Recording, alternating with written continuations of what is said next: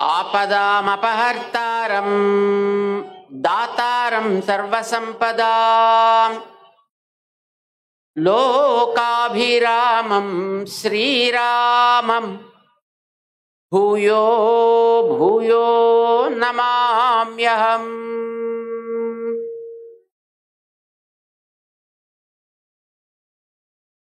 ప్రియ భగవద్బంధువులారా, హైందవ శంఖారావం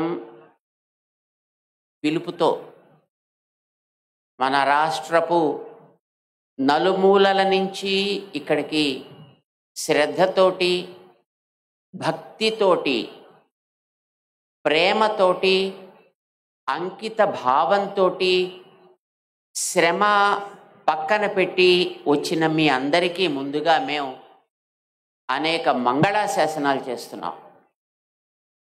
మీరందరూ ఎండలో కూర్చుని ఉన్నారు, ఎండని మీరు ఆస్వాదిస్తున్నారు. మా స్వాములంతా చక్కగా నీడలో కూర్చున్నారు. కానీ మీ ముఖాల్లో ఆ ఎండని కూడా చల్లబరచగలిగేటటువంటి తేజస్సుని మేము గమనిస్తున్నాం.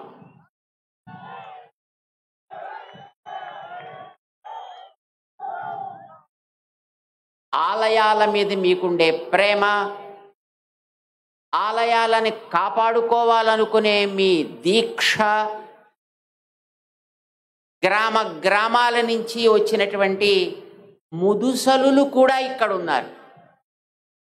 మేము ఇందాక వస్తుంటే చూసాం, కర్ర పట్టుకొని నడిచేటటువంటి 80 సంవత్సరాలు దాటినటువంటి మాతృమూర్తులు కూడా అలా వంగుతూ వంగుతూ వంగుతూ నడిచి వస్తున్నారంటే మీలో ఉండేటటువంటి ఆలయాల పైన మీ శ్రద్ధ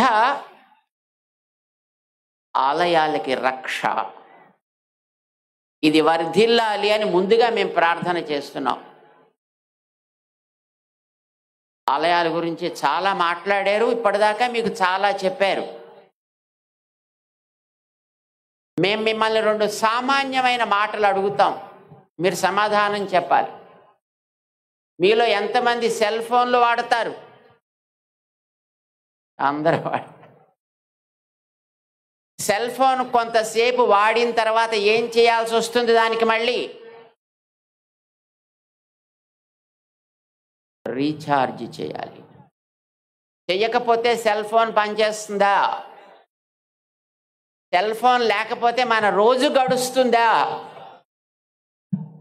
ఏది కట్టాలన్నా, ఏది పెట్టాలన్నా లేచినప్పటి నుంచి రాత్రి పడుకునేదాకా, పడుకున్నప్పటి నుంచి మళ్ళీ తెల్లారిగట్ట లేచేదాకా సెల్ ఫోన్ మీద ఆధారపడ్డ బతుకులు మనవి, అవునా కాదా? మరి ఆ సెల్ ఫోన్ రీఛార్జ్ చేసుకోవాలా వద్దా? చేసుకోవాలంటే సెల్ ఫోన్ ఎక్కడ పెట్టాలి? ఎక్కడో ఒక పాయింట్లో పెట్టాలి కదా. ఆ పాయింట్ పెర్ఫెక్ట్గా ఉండాలా వద్దా? వంకర టింకర కనెక్షన్స్ ఉంటే అది పనిచేస్తుందా? పనిచేయదు. మన శరీరమే ఒక సెల్ ఫోన్ అనుకోండి, మన జీవితమే ఒక సెల్ ఫోన్ జీవితం.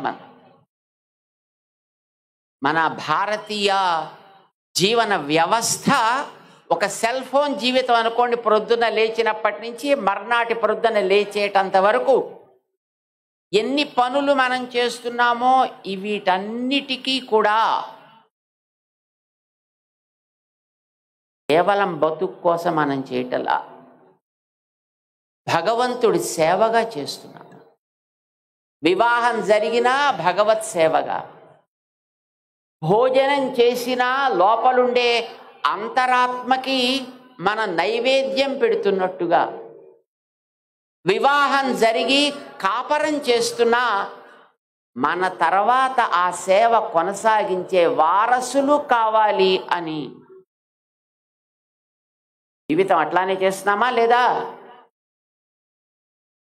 ఏ పని మనం చేసినా దైవ సేవగా చెయ్యాలి అని, అది ఒక యజ్ఞంగా భావించాలి అని మనకి మన పెద్దలు, మన గురువులు, మన తల్లిదండ్రులు నేర్పిస్తే ఈ జీవితం అనేటటువంటి సెల్ ఫోన్ని మనం అట్లా సాగిస్తున్నాం, అన్ని వ్యవహారాలు చేస్తున్నాం.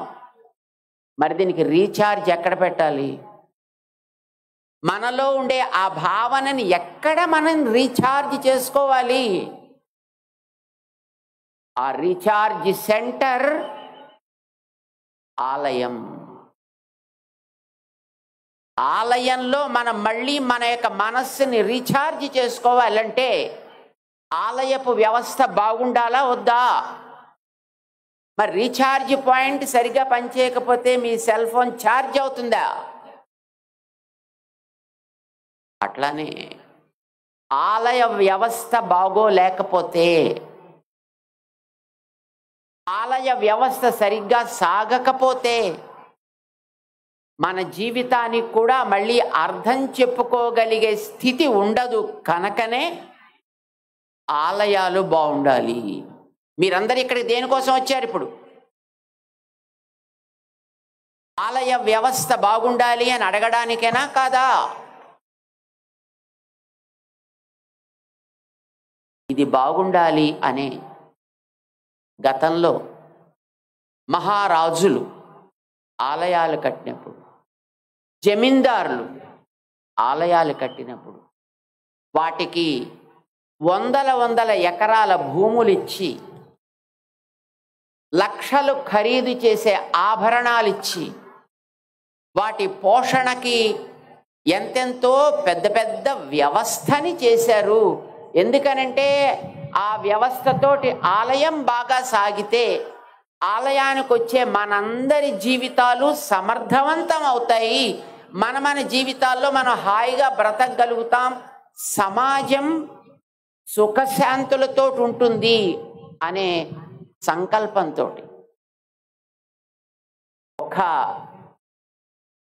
మన రాష్ట్రంలోనే తీసుకుంటే సుమారు ఆలయాలకి 15 లక్షల ఎకరాల భూమి ఉంది ఉండేదిట.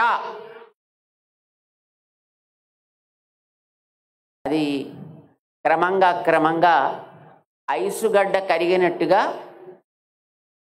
డిపార్ట్మెంట్ల చేతుల్లోకి వెళ్ళిన తర్వాత కరిగి ఈ వేళటికి ఒక 4.5 లక్షల ఎకరాలుగా మిగిలింది. అంటే ఎంత పోయింది? ఆలయాలకి చెందినటువంటి ఆస్తులు, ఆలయాలకి చెందిన భూములు, ఆలయాల్లో జరిగే ఆరాధనలు, ఆలయాలకు సంబంధించిన మనందరి యొక్క జీవితానికి కావలసిన నిర్ణయాలు ఎవరు చేయాలి? అసలు అవేమిటో తెలియనటువంటి ఆఫీసుల్లో పనిచేసుకునే అధికారులు చేయాలా? ఎవరు చేయాలవి? అది అడగడానికే ఇప్పుడు మీరందరూ ఇక్కడికి వచ్చారు. అది ఎవరిని అడగాలో మీ అందరికీ తెలియాలనే మన విశ్వ హిందూ పరిషత్ ఇక్కడ ఇంతమందిని సమావేశపరిచి, ఇంతమంది పెద్దలని ఇక్కడికి తీసుకొచ్చి మీ అందరి ముందర ఇక్కడ కూర్చోపెట్టింది. మన రాష్ట్రంలో అన్ని మూలల నుంచి మిమ్మల్ని అందరినీ ఇక్కడికి తీసుకొచ్చిన కారణం ఎవరిని మనం అడగాలి, దాన్ని ఎవరి ద్వారా నడపాలి అనేది మీకు తెలియచేయడం కోసం. ఆలయాల్లో పూజ జరగాలంటే 5 నిమిషాలు చేయండి, అరగంట చెయ్యండి అని ఎవరు చెప్పాలి? ఒక ఆఫీసర్ చెప్పాలా? ఒక ధర్మాధికారి చెప్పాలా? ఎవరు చెప్పాలి? కట్టుకున్న ఆలయాలు మీరు కట్టుకున్నారు. ఈవేళ మన ఆలయాల్లో, మన కాలనీస్లో, మన ఉండే ఊళ్ళల్లో చిన్న చిన్న ఆలయాల్ని మనం కట్టుకుంటున్నాం. మీరందరూ కట్టుకుంటున్నారు. ఒక్కొక్కరు కొద్ది తాము సంపాదించే సంపాదనలో అక్కడక్కడ పెట్టి ఆలయాల్ని మీరందరూ కట్టుకున్నారు. కట్టుకున్న మీకు దాన్ని నడపడం చేత కాదా? చేతన అవును, మేం కట్టుకున్న ఆలయాన్ని మేము బాగా నడపగలము. ఎంతమంది అనుకుంటున్నారు? మీరు అందరికీ వచ్చు. కట్టిన ఆలయాన్ని మీరు ప్రతిష్ఠ చేశారా, ఎవరైనా పెద్దలని పిలిపించి చేయించారా? ఎవరో అయ్యగారు, ఎవరో ఒక స్వాములారు, ఎవరో ఒక సంప్రదాయపు పండితులు, వాళ్ళేనా ప్రతిష్ఠ చేసింది, లేకపోతే మనమే చేసేసామా? పెద్దవాళ్ళు వచ్చి కదా చేశారు. ఆలయంలో జరిగే ఏ సేవైనా, ఆలయానికి చెందిన ఆస్తులైనా, ఆలయానికి చెందిన ఆరాధనాది వ్యవస్థ అయినా, ఎవరు ఆయా ఆలయాలకి ప్రతిష్ఠాదులు జరిపి అక్కడ జరగవలసిన కార్యాలు ఇవి అని ఒక నిర్ణయం చేశారో, దానికి సంబంధించిన ఏ నియమ నిర్ణయాలైనా వాళ్ళ చెప్పు చేతల్లో ఉండాలే తప్ప ఆఫీసర్స్ చేతిలో ఉండకూడదు.